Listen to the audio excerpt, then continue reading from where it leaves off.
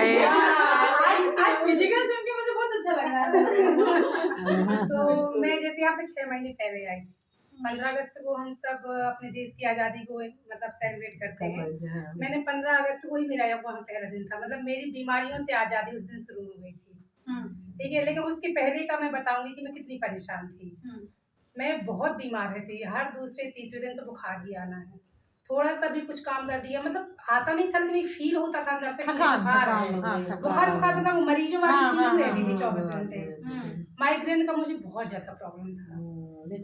Migraine मतलब मुझे रोज गोली खानी पड़ती थी, वो भी पेन किलर 600 mg, 500 mg भी काम नहीं करता, ठीक है, रोज की। और इससे जब मतलब लंबे समय तक जब मैं बीमार रही तो मुझे क्या हुआ, मैं डिप्रेशन में रहने लगी थी। क्योंकि रोज बीमारी, घर के काम वो टारगेट जो बनाते वो पूरे नहीं कर पाते, बच्चों को टाइम से मतलब ऐसा लगता था कि कहीं ना कहीं शायद मैं एक अच्छी माँ नहीं हूँ।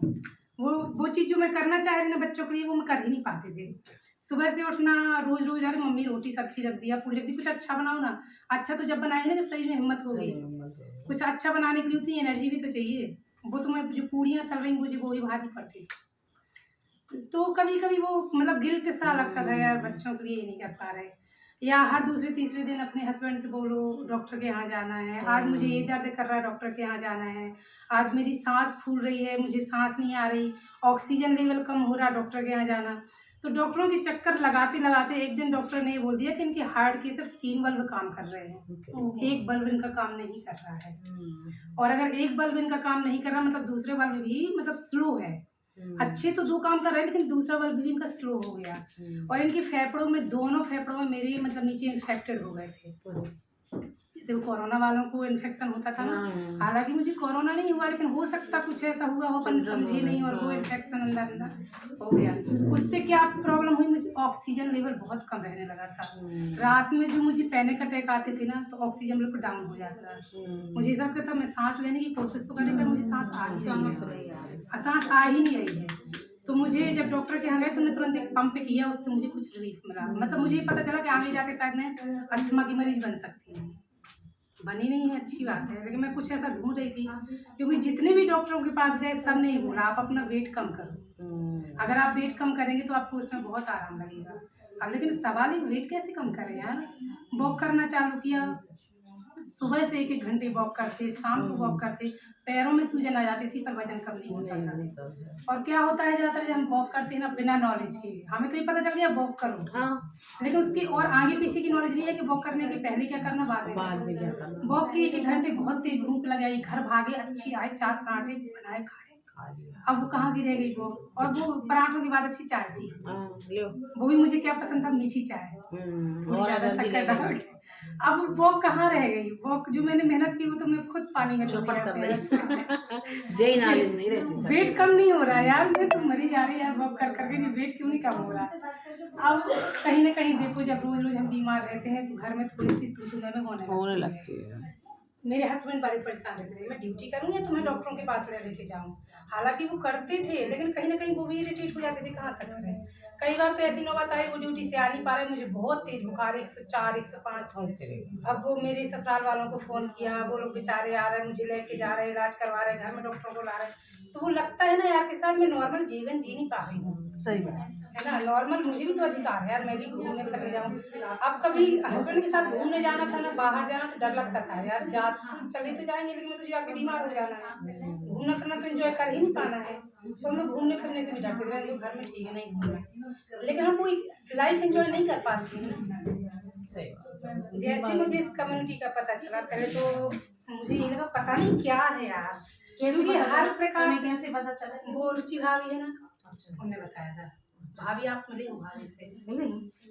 भाभी रुचि भाभी को टीचर है जो। अच्छा, उन्होंने अपना 16 किलो वजन किया था।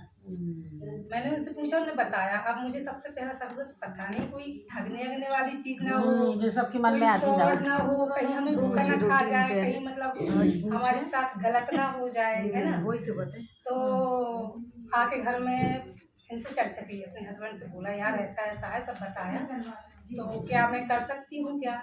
उन्होंने स्पष्ट मना कर दिया, अरे कुछ नहीं करना, इन सब चक्करों में मत फंसना, तुम नहीं जानती हो दुनियादारी, लोग ठग लेंगे, लोग ऐसे मतलब वही सब यही बातें तो होती है ना। और तुम बेवकूफ बन जाओगी, ये सब धंधे हैं, मतलब सब धंधे चल रहे हैं। हाँ, तो हमने मूड बना लिया भैया जा रहे हैं क्या? नहीं गुटखा खाना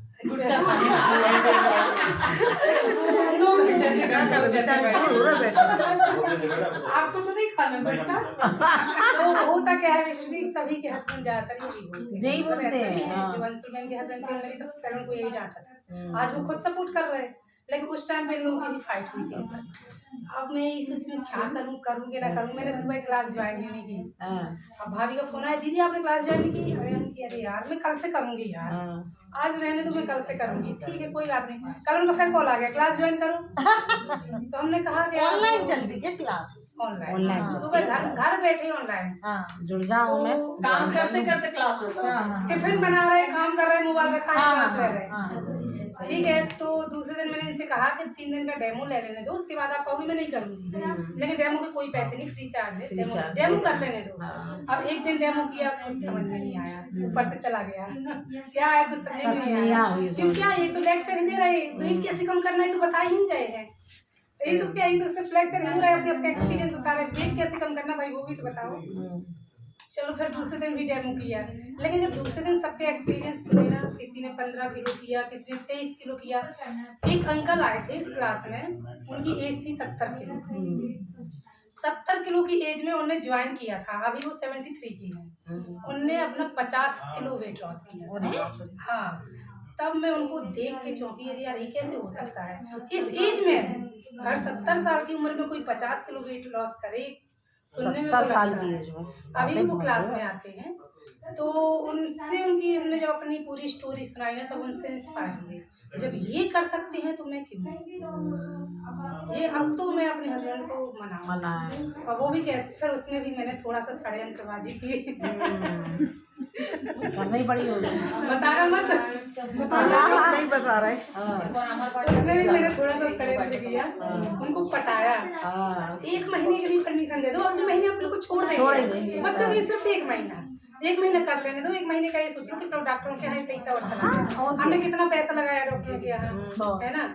तो 1 महीने का और पैसा समझ लेना कि चलो डॉक्टरों के यहाँ लग गया, हमने किया। 1 महीने में मैंने 6 किलो वेट लॉस किया था। और 1 महीने में एक भी बार ऐसा नहीं हुआ कि मैंने अपने हस्बैंड से बोला हो कि मुझे डॉक्टर के यहाँ जाना है। 1 महीने में एक भी बार उन्होंने मुझसे ये नहीं सुना कि मेरा सिर दर्द कर रहा है, मेरे पैर दर्द कर रहे हैं, पैरों में सूजन आ गई, कमर दुख रही, पेट दुख रही, मतलब रोज रोज सुनाते थे, होते ही रहते। अगले महीने की फिर बात आई तो मुझे अब जैसे फिर से ऑर्डर करना पड़ी, महीने का खत्म हो गया। तो उनसे पूछा आप परमिशन दोगे तो ही करेंगे, तो हम बंद कर रहे हैं। उन्होंने बोला नहीं भैया करना है। क्यों करना है? तो क्या बोले, 1 महीने से मैं चैन की जिंदगी इसलिए करो। मुझे सुकून है, मुझे नौकरी में फोन नहीं जा रहे हैं। मैं इतना मतलब तुम्हारा ठीक है, और सबसे अच्छी बात तुम्हारी इतने डॉक्टरों के चक्कर लगाए, सेहत नहीं सुधरी, लेकिन 1 महीने में तुम्हें अंतर दिख रहा है, वजन भी कम हो रहा है, करो जितने दिन तुम्हें करना है करो, हम नहीं रोकेंगे। तो उसमें फिर उन्होंने सपोर्ट किया, और आज ये है कि मैं लगातार 3 महीने में 15 किलो वेट लॉस किया था। आज मैंने बंद कर दिया वेट लॉस नहीं करना, लेकिन मैं फिर भी किए हुए हूँ। क्यों? क्योंकि मुझे वेट लॉस हो गया, अब मुझे आजीवन हेल्दी भी रहना है, स्वस्थ रहना है। मैं नहीं चाहती कि फिर से मुझे कोई परेशानियाँ आए, फिर से मैं बीमार हूँ। ठीक है भैया, बहुत बढ़िया रीता।